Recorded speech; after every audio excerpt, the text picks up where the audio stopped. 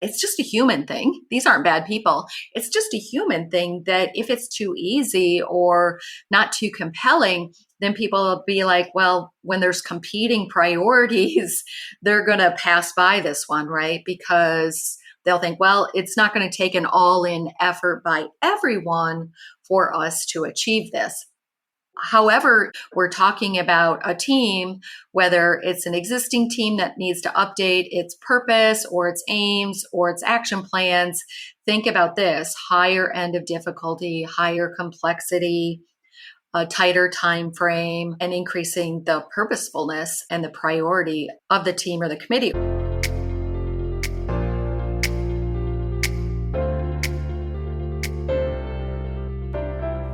Welcome to Culture Change RX, the podcast for healthcare professionals that are committed to creating a thriving workplace culture, improving the experiences of employees and patients, and ultimately unlocking their organization's next level of potential.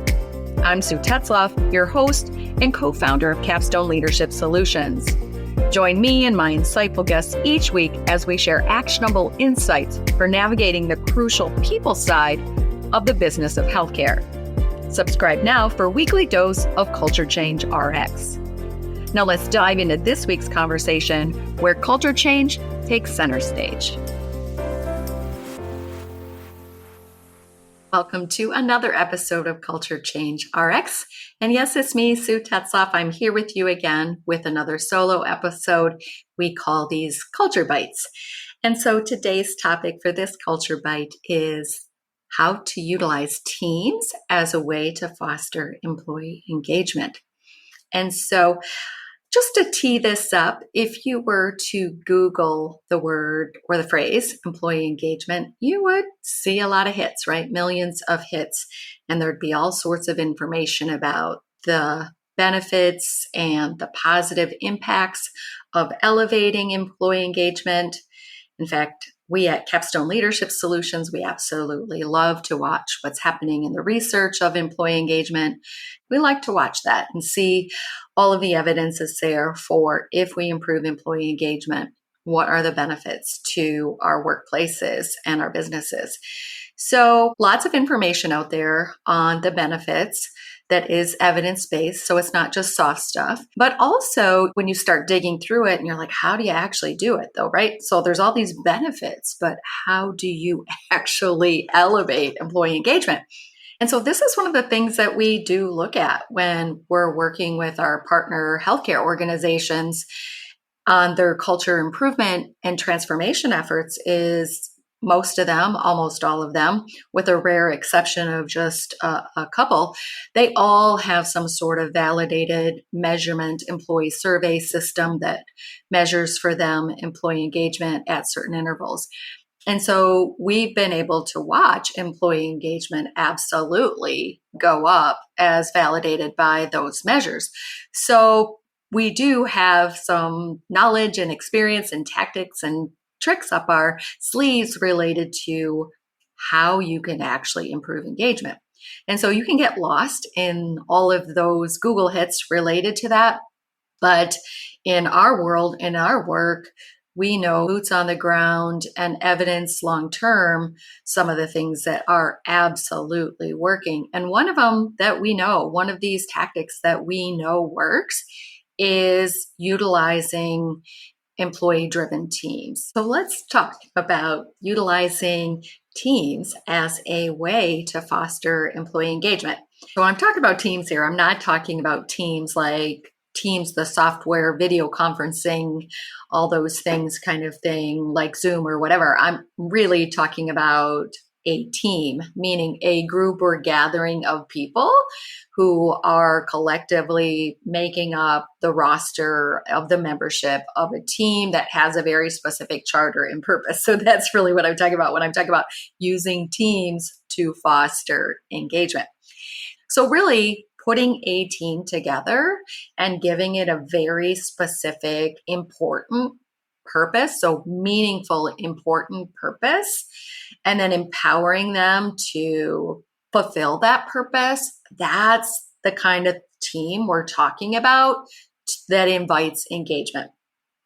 Well, let me share some of the lessons that we've learned about putting together a team or a committee or a council that is going to be such that it is actually a usable tactic that increases employee engagement. And what engagement really is people that are owning and committing to a purpose or an outcome. And so if you structure a team or a committee or a council appropriately, then it can do just that, right? Invite engagement and be this place that fosters engagement. So, what does this look like? Well, I already mentioned that the team must have a very important priority, compelling purpose. And the more compelling and the more aligned with top strategic priorities it is of things that are really important to get done, then the higher likely they have to invite engagement. The other thing is if there's a sense of urgency around that purpose or desired aim or outcome from the team, then that can also invite engagement. And also, if it's on the higher end of difficulty, we always recommend that the purpose and the aims and the action plans are at the higher end of difficulty. And that's either in the volume of work, the complexity of the work, or the timeline of the work, or maybe a combination of all of those to be able to really elevate the engagement, right? So if the purpose is kind of soft or too easy or unimportant, if the timeline is kind of slow or not urgent, if the goal is too soft and easy, the action plan is just too fluffy and isn't going to take a lot, then what happens is, let's say you have a team of 10 people that are gathered together and committed to this easy, soft, not so hard kind of thing, not so purposeful, then what you're going to have is that people are going to actually disengage and not show up. So they'll kind of have this mindset. It's just a human thing. These aren't bad people. It's just a human thing that if it's too easy or not too compelling, then people will be like, well, when there's competing priorities, they're going to pass by this one, right? Because they'll think, well, it's not going to take an all in effort by everyone for us to achieve this. However, we're talking about a team, whether it's an existing team that needs to update its purpose or its aims or its action plans. Think about this: higher end of difficulty, higher complexity, a tighter time frame, and increasing the purposefulness and the priority of the team or the committee. Or maybe it shouldn't even exist, right? So maybe it should be sunsetted and go away. So if you really want to use a team or a council or committee to invite engagement, those are just some observations of things that we know really matter if you want to use teams to elevate engagement.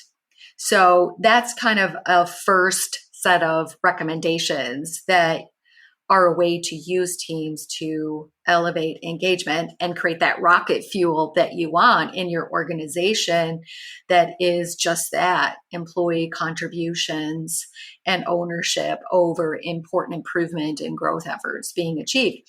So, other consideration about the use of teams, committees, or councils in organizations is creating a team structure. In particular, this is the tactic that is a very important and primary tactic that we use in wide scale, organization wide, multifaceted improvement and growth efforts in healthcare organizations. And we've made it part of the approach that we use consistently over and over again in every organization that we work with in wide scale transformation is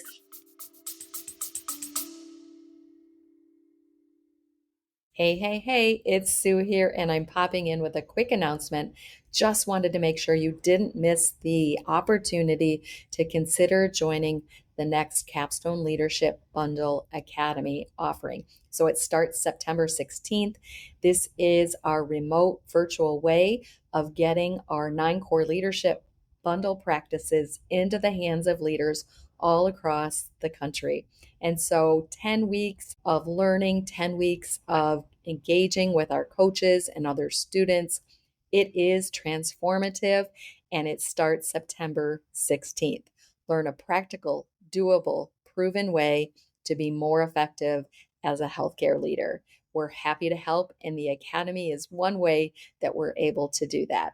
So capstoneleadership.net/academy. More details and registration information is available there. I'll put that link in the show notes.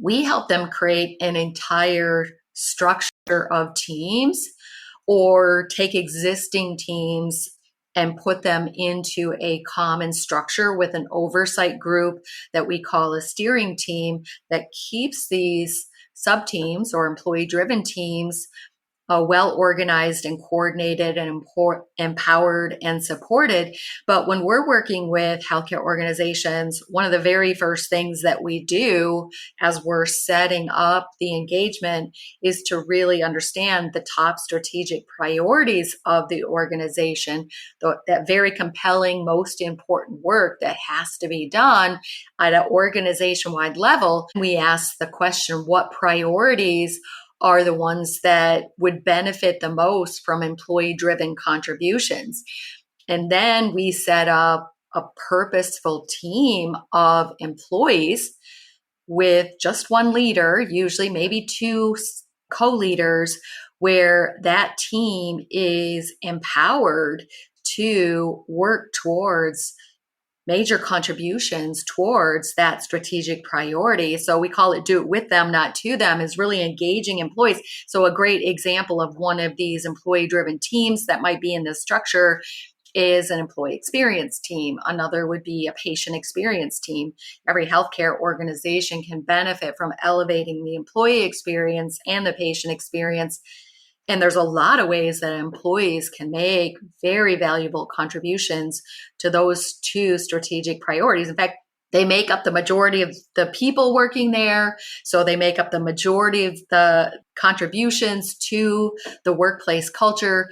And then also with the patient experience, they're the ones every day, day to day, working to deliver safe and satisfying care. And so who best to weigh in on the improvement initiatives for those two things? So those are two very common teams, and we've helped dozens of those types of teams be able to function in their organization to make major contributions. But again, just like I started with, they're very purposeful teams, very strategic, very important to the organization, high priorities, so very compelling work to be done.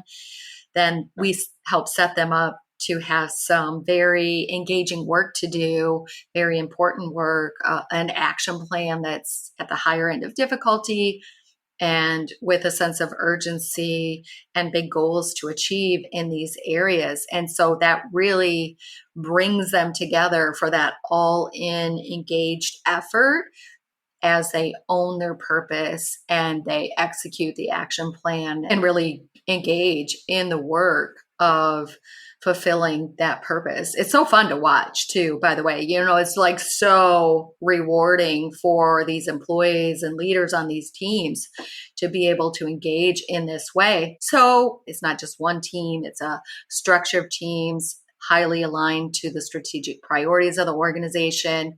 They're working on organization-wide improvements, so things that affect most all employees or maybe all employees. In this team, they're truly engaged, but they're also very empowered. So that oversight committee of the steering team is really about truly empowering this team. And we call that proceed until apprehended. So once that team has its purpose, once that team has its action plan aligned with that purpose, then it's go time. Just start. It's not asking permission all along the way. It's not slowing down to ask permission for every step and every decision. And so it really is making sure that the team is very empowered and has the resources and support to, as we call call it proceed until apprehended and just go. So they're the ones coming up with the ideas, deciding what idea to go with, testing that idea, doubling down on that idea if it's working, finding new ideas if it didn't. So they really are moving fast. And so that's really the best case example of each of the teams in a team structure like this. And so it is something that is powerful to elevate employee engagement, and not just do that, create measurable results for every single one of the aligned purposes of that team. So safety and quality and service and other aspects of employee engagement, or the employee experience, like turnover, those kind of things. Now, speaking about turnover and things like retention, that might be some of the things that an employee experience team in a team structure like that would be working on. Is in my healthcare organization, before we set up that really formal, empowered, and long-term team structure that's been in place now for over 15 years in that organization. But before we did that, we took kind of a baby step into this area. And now this is something that could be paired with this team structure, but it could be used as maybe before we start a team structure like that, just a way to get some engagement, employee engagement lift from involvement of employees in very purposeful work. Is in our healthcare organization years ago, and some organizations are experiencing this now, especially during the pandemic or real early post-pandemic, it was a problem, was our organization had huge strategic priorities around decreasing turnover and really had a focus on recruitment and retention. And so we set up very purposeful teams. We called them 12-week teams that we use just for the purpose of recruitment and retention. And so we would have a 12-week team with 12 people for 12 weeks, and they got to pick 3 things that as a team they decided that they were going to work on that would make a positive impact on recruitment and or retention in the organization. And they were fully empowered by the administrative team to be able to do just that. So it was diverse employee group from clinical and non-clinical, all shifts, new employees, some senior employees, so very diverse group. It was a small group, 12 people for 12 weeks doing those 3 things. And then they'd celebrate those achievements, and then they'd hand off the baton to another 12 people for another 12 weeks to either continue on those 3 things or move on to other things. And so we did cycle after cycle of that for a period of time. Now, once we had an employee experience team, they took on the ownership of that and some other things related to the people pillar. But in the beginning, that's what we had, to be able to really gather employee contributions and to engage our employees in those specific improvements and chief priorities in our organization. So that's something organizations can use at any time. And sometimes with that team structure in our partner organizations, when maybe there's a special needed resource of another team just for a short period of time, because that team structure that I mentioned is something that is long-standing and can be in place for decades even. And I've seen them in place, like I mentioned, 15 years or more, even in my own experience. The team structure might change a little bit. Some of the sub-teams might, a couple teams might blend together, or they might add a team if there's a strategic priority that is being stood up in the organization and added to the strategic plan and employee contributions are needed. But sometimes it's just a temporary thing where some extra horsepower is needed, extra engagement and involvement is needed by employees. And we would stand up. Some people call these, like a task force, right? So a task force always sounds like maybe it's a short-term thing compared to maybe a committee or a council or a team like the structure I'm talking about. So a 12-week team is another application of using teams to foster employee engagement. And then one other thing before we close out here today, I wanted to mention repurposing staff meetings. So if you're a department head in a healthcare organization, I know talking to a lot of department heads, department managers, directors in healthcare organizations that staff meetings are not the most popular kid on the block. They're probably as popular as annual evaluations with most employees and leaders.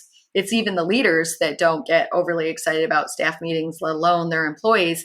But they can be repurposed as truly a way to foster employee engagement.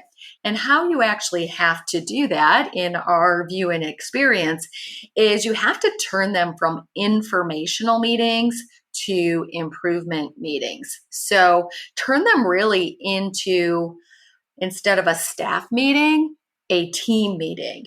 And usually staff meetings, and if you look at the agendas there, it's blah, blah, blah, relaying information.